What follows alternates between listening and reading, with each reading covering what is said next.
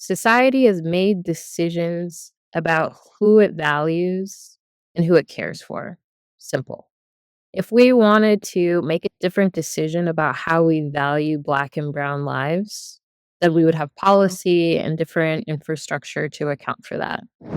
You've got the capitalists, you've got the labor, those are the key positions. We as Black people, we are very familiar with the labor position. It's like, how can you be the beneficiary of something that you were never allowed to access in an equitable way? We feel most powerful in society when we're Mm, voting, and that happens every so often. But the reality is, we actually vote multiple times a day with our wallet, with institutions that we walk in and out of, the spaces that we go in and out of. And it's just like a reminder that, hey, there's so much power that we are just mm. giving away. Welcome to 10 Years. My name is Michael Lutterodt-Quarcoo. Ah, what a world we live in. Now, many of you will be thinking the same thing. Between the wars in the Middle East, Africa, and in Europe, to the kidnapping and deportation of people of color in the Americas, to the climate change issue, to the death of DEI, the crumbs off the table DEI. Many of you are sitting at your desk now thinking, hold on, is my work contributing to a capitalist system which actually is going to exploit myself, people that look like me, and others? And these are great questions to ask. I've asked myself these very same questions. I'm in discovery because I want to know answers. I want to speak to people that are qualified. And so I had the chance of speaking to an expert, someone who went from poverty to a great job in JP Morgan, from studying a double doctorate at Yale in African American studies and anthropology to go on to be the head of DEI at a major, major bank. She not only experienced it, she's written a book called Black Capitalist, exploring whether capitalism can be used by Black people to create an equitable world for all, but also make sure that the resources are distributed equally for the benefit of all. If you're not Black, don't worry, this conversation is still relevant to you, because typically in this racial strata which we have, if you do uplift Black people, typically everyone else benefits. Just look at the civil rights movement and how many of the different minorities have benefited from the framework, the legal framework that was set out in America, but also through the decolonial movements. I hope you're going to stay tuned. I hope you're going to get value out of this. This is going to be my last episode of 10 Years Season 1. And also, slight note before I welcome my guest, my microphone wasn't the best. It broke midway through the interview, but it's still decent. So please stay tuned, get a pad and pen for an amazing guest called Rachel Nadu Lai.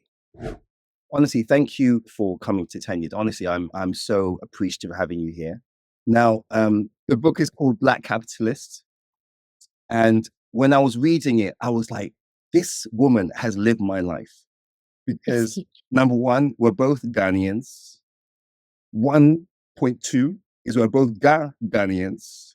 Yes. We both, in my opinion, grew up in poverty in the West and had to navigate not just race, but class, and in your case, gender and belonging, and how all those things intersect to give us opportunity in this very weird and off world. Yeah. And lastly, we are both powered by plantain.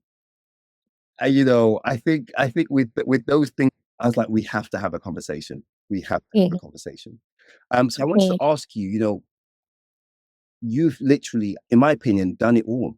I want to know, what was the moment growing up that maybe gave you something small yet unexpected that either happened that the world isn't fair and isn't built for people like me, yet you're gonna try and be a brickmaker anyway? Yeah, that's a great question. I think I've had several of those moments, especially in my childhood. But the one that really hit me, and I think the one that honestly has been a through line throughout my entire life thus far, has been the moment that I realized that there is a correlation that many people have between whiteness and wealth. And the reality that for me, people do not have an imagination for blackness and wealth to interrelate.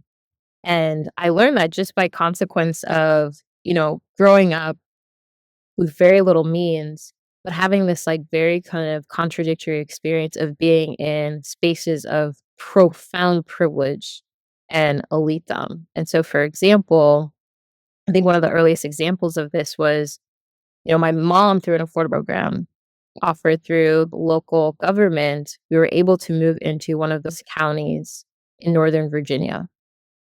And, when people talk about white picket fences and their nuclear families with their golden retriever, and the rec center and the neighborhood and the like parentage of all these white women who are overzealously like tiger moms, like that was real. And that was what I grew up in. And so to be in this like very, very potent white space and to be, the child of, this immigrant woman who came from Ghana, and then for her to raise my brother and I alone, working 2 jobs, 7 days a week, and then to just be kind of dropped into this white ecosystem, and then to go through the education system and to see the ways in which that correlation between whiteness and wealth is reasserted over and over and over again.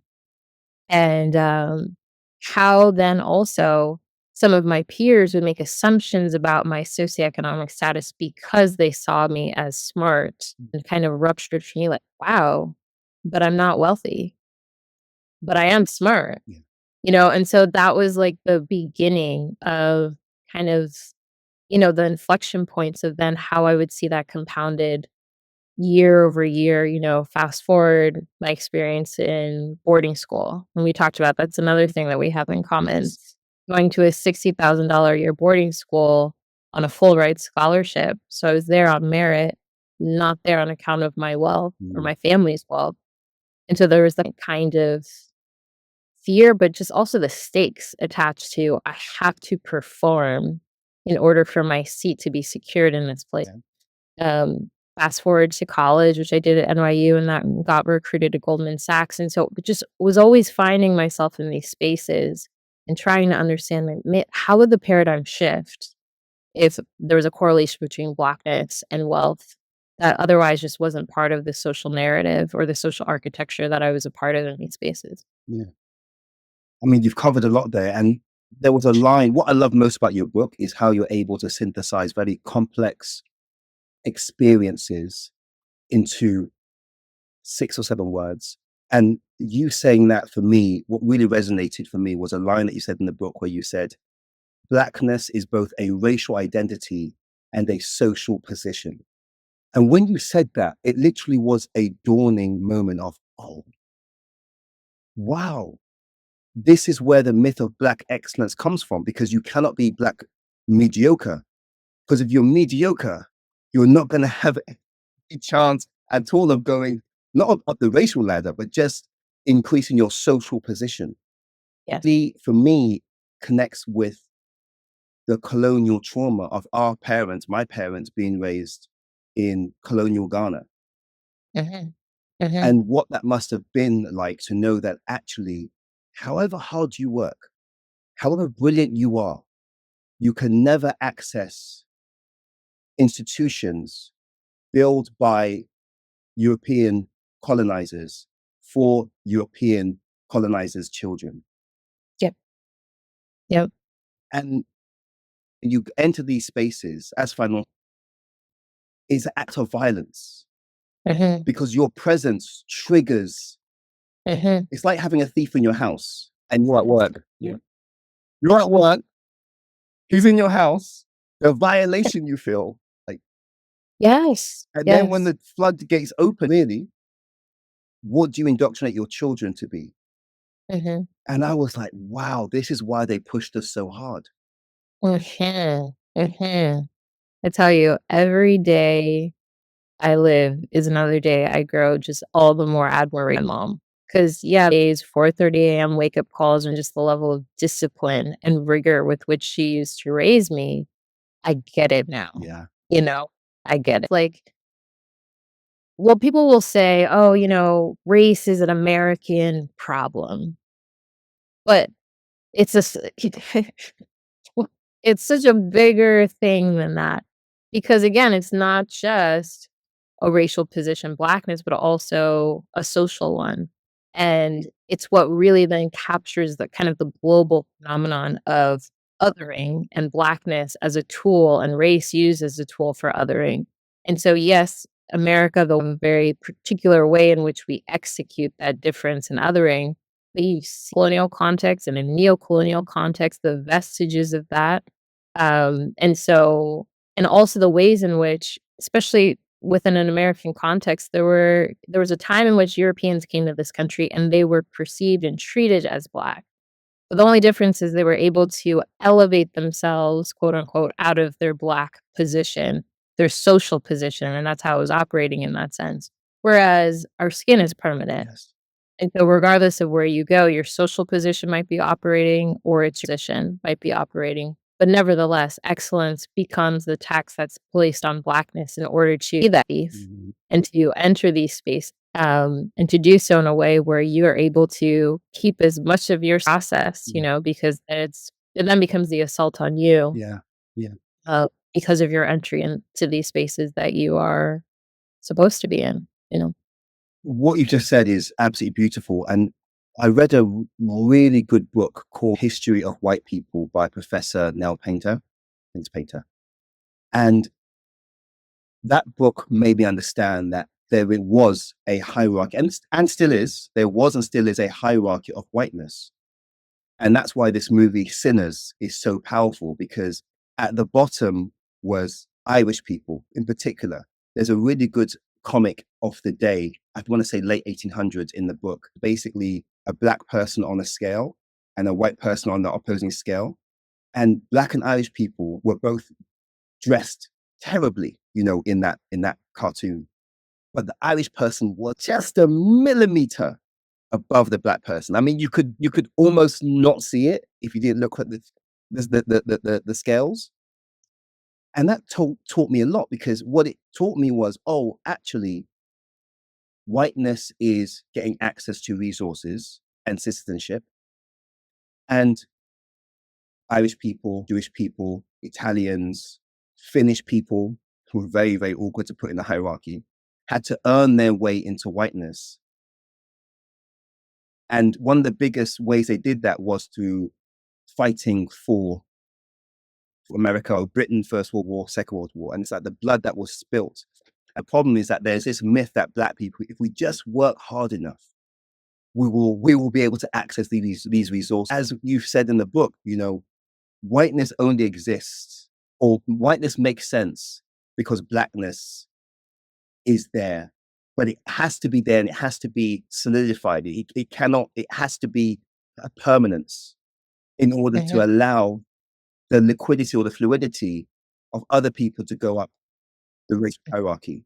Yeah, it's like respectability politics depending on who you are, but when it comes to Black people, they killed Martin Luther King in a three-piece suit. Respectability politics doesn't work that way.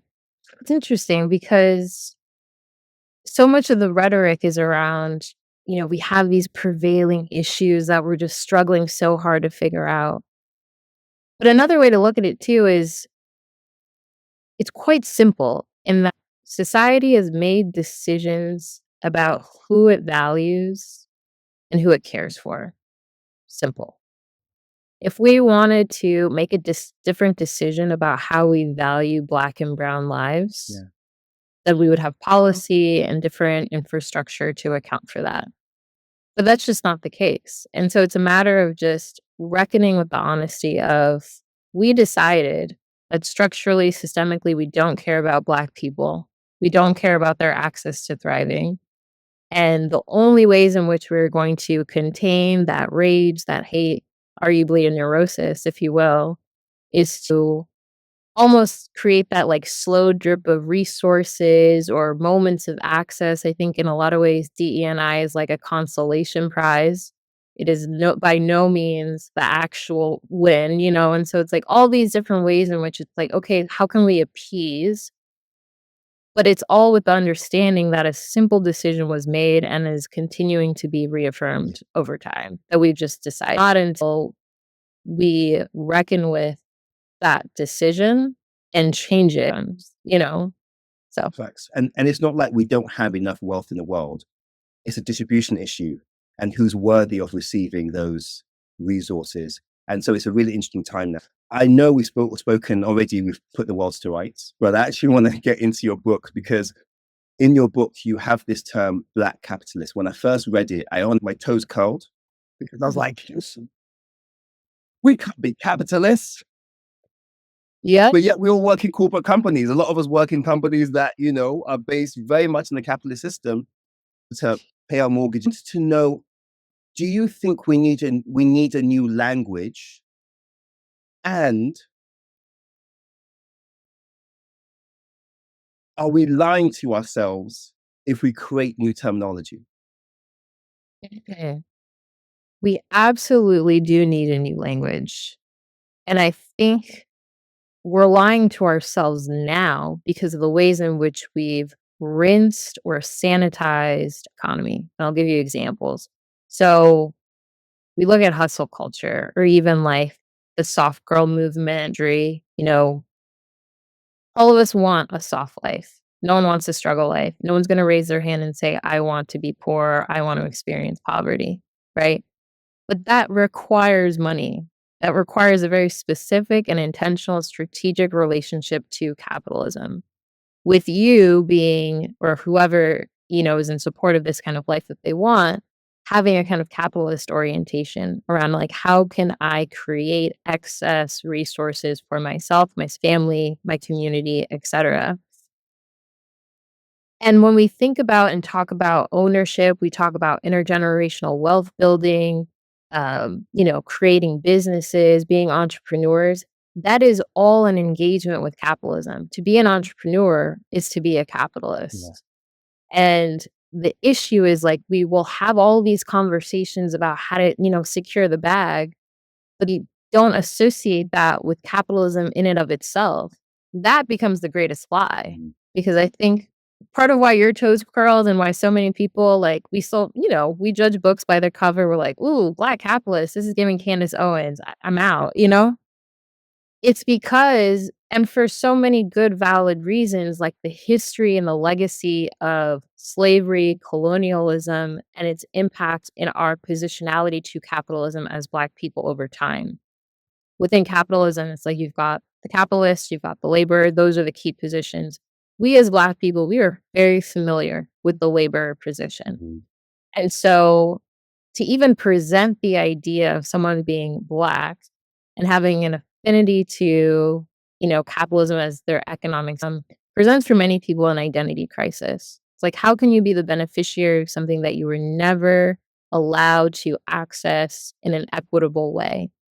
And so that's why we need new language to even create an intervention in our mind around, okay, how do we shift the paradigm? If we're already engaging in these activities in order to be more resource rich, it also requires like a change in our foundational understanding of how we even relate to it. Mm-hmm. Because what you've done then is, you've got the branches that are divorced from the root. And it's only when you incorporate the root and have a strong foundation are you able to then change the system in and of itself, rather than just have permutations of it and it shows up on like homeownership or entrepreneurship or all these other ways we talk about, increasing the number of Black millionaires and billionaires that exist. Mm-hmm. But what is that in relation to? It's not just about excess capital. It's about changing the fundamentals of how capitalism works, has worked for us, our relationship to it. And so I think it's only through new language do you then create a new mindset and a new beliefs, because it's only through beliefs that your behaviors flow. It's not the behaviors that then inform the beliefs. And so that's why I think it's so important to get really rooted, get really aligned at a language level around what Black capitalism can mean for us, what it means to be a Black capitalist. Very different than being a Black person who participates in capitalism. Mm. Because as you saw in the book, it's like I have a very particular definition of what it means to be a Black capitalist, what it means to practice Black capitalism. Because surely there are so many examples today of Black people who are participating in capitalism and reproducing exploitation, extraction, and all of the many harms we know of capitalism today. It's a very different thing to be a Black capitalist as I define it. And so it enforces that then can dictate behaviors that are rooted to social good and community. Do you think is one, when we went from this idea of the community, i.e., the people around them, the employees, the customers, the supply chain, all have a stake in that business. We've moved to now privatizing just shareholders as the only goal, one. And two, do you think that this idea of how we find success is solely in quarterly returns as the biggest Yep. driver why we're here and why Black people have a hard time with capitalism? Yes, I think that what you've kind of sketched out surely has, played a role in getting us here. I think it's also the case that Black people, we've so often been the commodity. Mm. And so and we've rarely ever been owners. We've rarely ever been shareholders, and so as you say, and I mean, now there's the language of like stakeholders and kind of making sure that we're kind of speaking to their needs as well. But even still, I think that when we have been so long divorced from ownership of things, and as you see these trends around how can we drive profitability, we're the people creating the profit value, but we are not the owner's value. And so as, more and more businesses, and the tides are turning, but as it's gotten farther and farther away from the like creating the value in terms of the humans, the employees, and more so about profit, it's like, well, again, where have we been in that like role dimension? The capitalists, the laborers, certainly the laborers who don't own things or who don't have stakes in certain things. And so when it becomes a focus on profit, we create it, but we're not the ones who are the beneficiaries of it. Facts. You're literally preaching. Essentially, we have typically been commodities of capitalism. True. When I look at many of you, there's a Netflix documentary about Sam Cooke. Sam Cooke tried to create a music distribution company. Yeah. It didn't end well for him. How many Black-owned music distribution companies are there? Who makes the most money out of Black music, which is the biggest selling form of music globally? And I have a question for you, because the term Black capitalist, I think my toe curled is because when we look at Black people, many people think that we will act better because our ancestors have experienced what it's like to be on the other side of exploitative capitalism. Yet we see many of our moguls being exploitative in the same ways to people from their neighborhoods. And I think that's a challenge that a lot of people are struggling with. Yeah, because you're so spot on, where part of the worry is, okay, if we just start operating instead of like, how can we be active participants in capitalism, really seek out ownership, it'll just create an inverse effect whereby we are, reproducing harm, but we just happen to be Black and doing that, And that's where it's so important to have a shared mindset again of like, can we use the tools of capitalism in different ways or even non-harmful ways?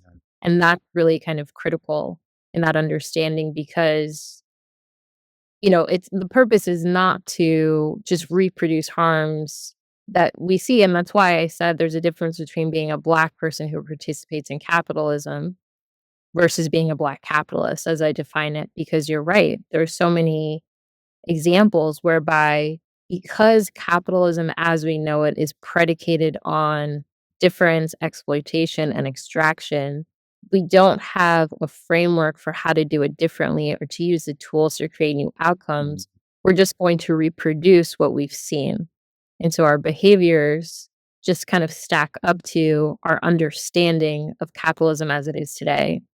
But the hope is that, okay, if we have this new framework for what Black capitalism can be and how we use the tools differently, it's actually about creating a new way in which we can operate in the system that over time will change the system as well.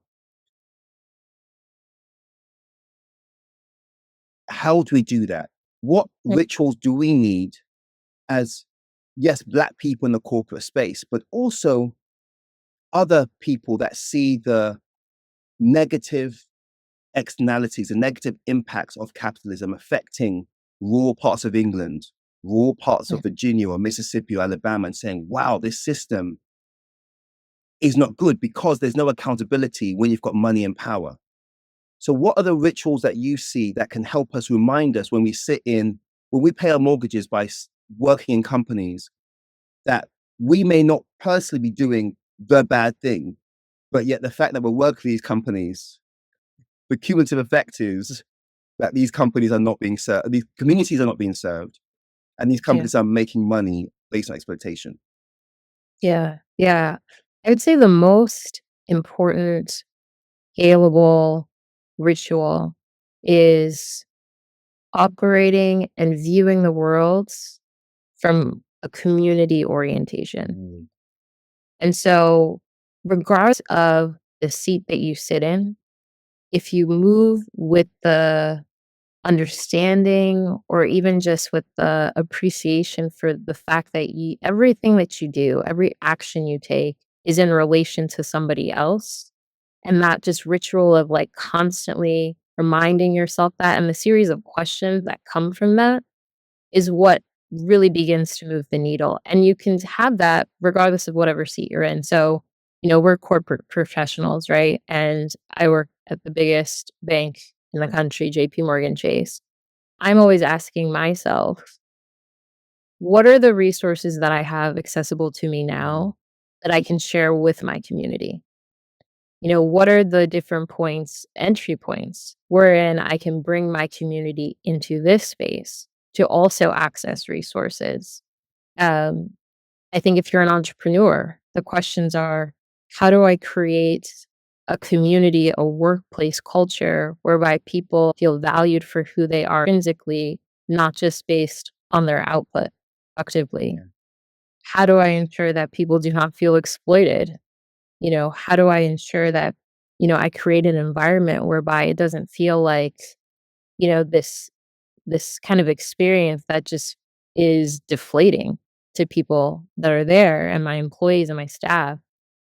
I think there's so many different ways, even if, we talk about the soft life and this idea of wanting perhaps the nicer things in life, but I think the soft life is really in this desire to have a gentleness and a softness that is so foreign to many Black people when you talk about just like hustle culture and grinding to make it. This idea of gentleness is foreign to a lot of us, and being easy with yourself, right? Mentally, physically, emotionally, spiritually.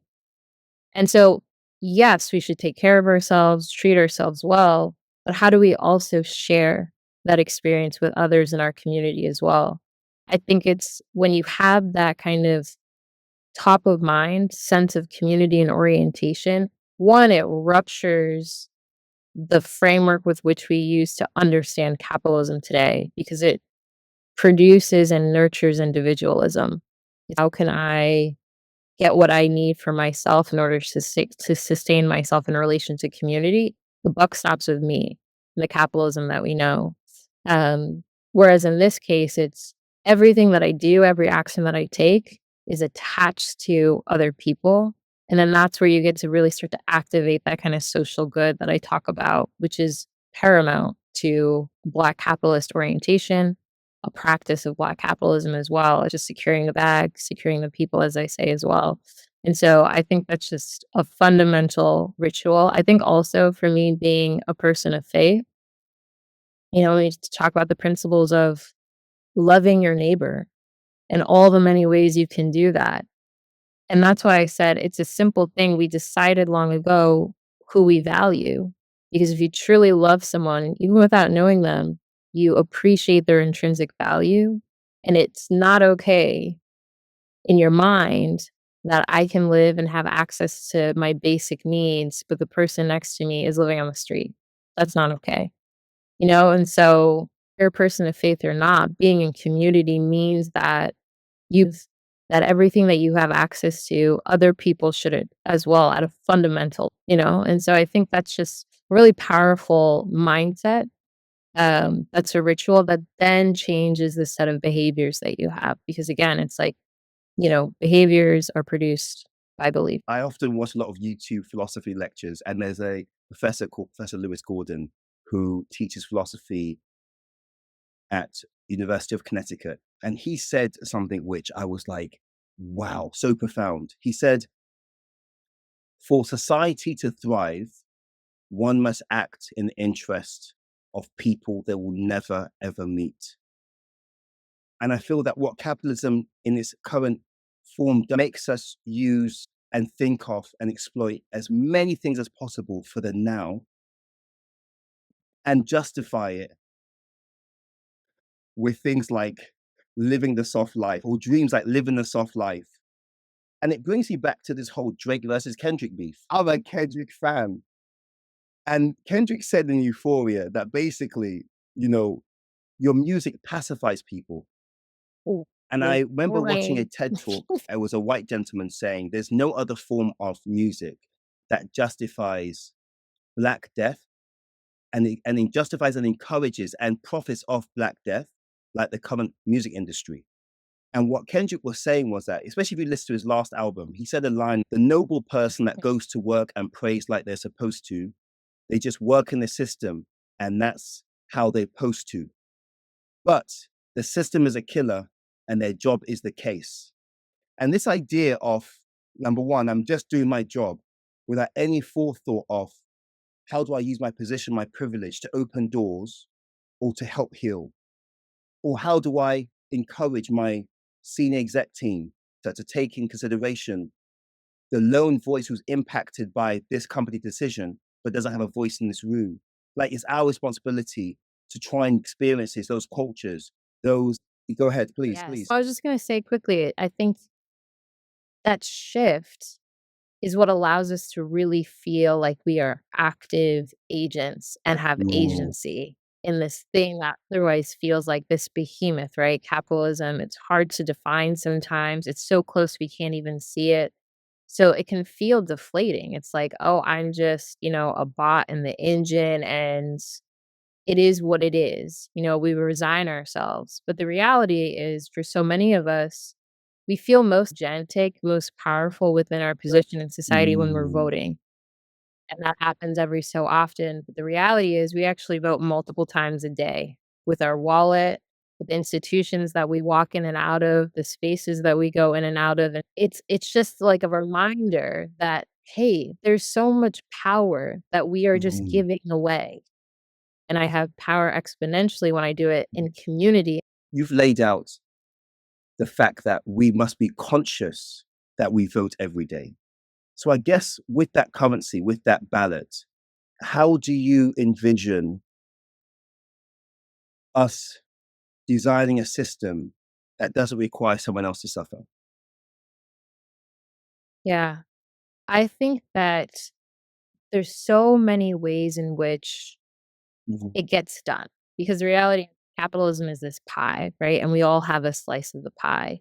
And so I talked about how within a corporate context, if you're a corporate professional, what are the things, the questions you can be asking yourself, but not just the questions, what are you then doing in response? And what are the set of actions that Mm. you're taking in response?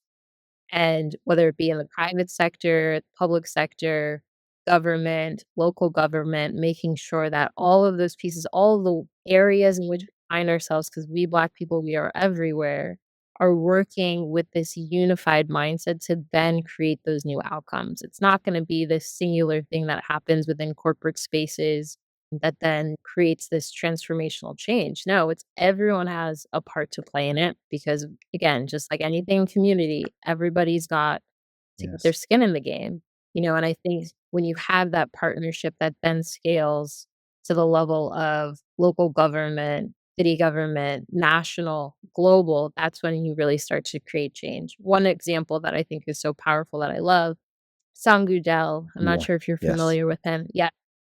So he's, incredible work based in Ghana, has just really rich diasporic experience being educated in the US and kind of running the gamut in terms of Wall Street institutions. Took all that skill set back home, created an investment company in the work that he does.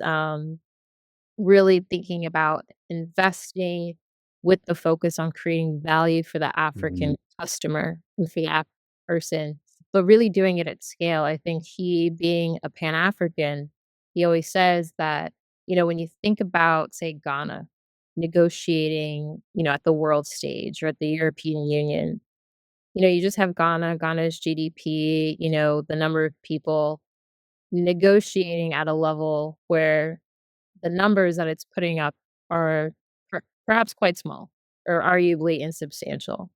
But when you're investing in creating value that's for 54 African countries, has a GDP of billions of dollars, you have people accounting for, that becomes a totally different Yes. negotiation conversation. Becomes a totally different way in which you then leverage economic power at a Mhm. new scale. And that's his orientation in the work that he does as an entrepreneur. And then you've got, someone who is in the policy space and they're advocating for certain things that are in service of community that are going to create measures of it. And then you've got folks in corporate and in private spaces who are kind of rupturing inequitable practices or, speaking up for folks who aren't in the room. And like this becomes the groundswell by which change happens incrementally. And again, I think the beauty of it is there's so many ways in which it can happen. There's so many ways in which it shows up for any one person and Mhm. what they're doing and the seat that they put themselves in. But what's across the board is the unified mindset of we're doing this in community, we're doing this in mission, but really in service of and in continuation of like how do we actually create intergenerational wealth? Because wealth is not just capital. That's a bar. Like, Yeah. as you said, it's so important that we think beyond that. One the journey I've been on to see that as being possible was by looking back and seeing the Mm. huge amounts of wealth that was created by Black empires and kingdoms. I'm not saying they were perfect, classism was definitely a thing there too, but also the systems that they created to make sure that there was intergenerational and interpersonal value, no matter your class. I thought was really interesting. When you read the history of Songhai, Ghana, Mali, Monomatapa, you realize that there was value given to people that in capitalistic terms were seen as not valuable. I'll give an example. So I actually went to Greater Zimbabwe, and when you see how sophisticated these kingdoms were, or this kingdom was, and then you read how the emperor at the time said that anyone that's got a disability should have access to healthcare, have access to a guide that will walk him to any town or village for free, at the purse of the emperor, and should be given food when required. And I'm like, wow, in the 9th century, we had a welfare state, but yet we were savages with no organization, no political structure, no religion of any merit. And so I look back at that coordination, that philosophy that every monomatapan had value, no matter his disability. It inspires me with hope. And hopefully, if we can get enough of us to look back at our past and debunk the myths we were taught in history, we can see that actually what's possible. And it's starting to happen. You're seeing the African Fair Trade and Continental Agreement, which is going to make Africans be valuable to Africans. Kenyans see value in Ghanaians, Zimbabweans see value in South Africans, and vice versa. Even Nigerians seeing value in South Africans and vice versa. One of the biggest rivalries. Now we have our piano that's bringing Davido and all the Americano DJs and these producers together. So it is. I do believe it's the start Yep. of a revolution. Yeah, and I think you put it beautifully. Sankofa, we have to go back and get it in order to really understand our present and the possibilities of our future because um, we have the blueprint.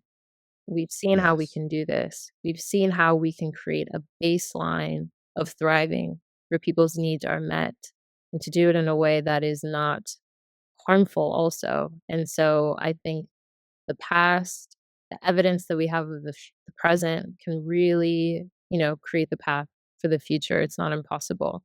But again, I think as I've been, talking with people about this book, doing the research, and just endeavoring to kind of share my perspective on this, I think the biggest challenge before us as a Black community is really dealing with and healing from our economic trauma and thinking about ourselves as winners in a system where we've predominantly been losers. It's really difficult to reimagine yourself on the right side of something that you've always been on the wrong side of. And so, about in the book, for so many of us, we wake up on the wrong side of capitalism.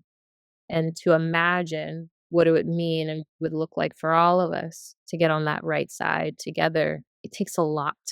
It takes a lot of unpacking, a lot of unlearning, a lot of letting go, a lot of new trust building amongst ourselves about what it means to really aspire and achieve economic security in a way where it's not just about me being good, it's also about you, Michael, being good, and I'm invested in your security as well, and I know that you're invested in mine.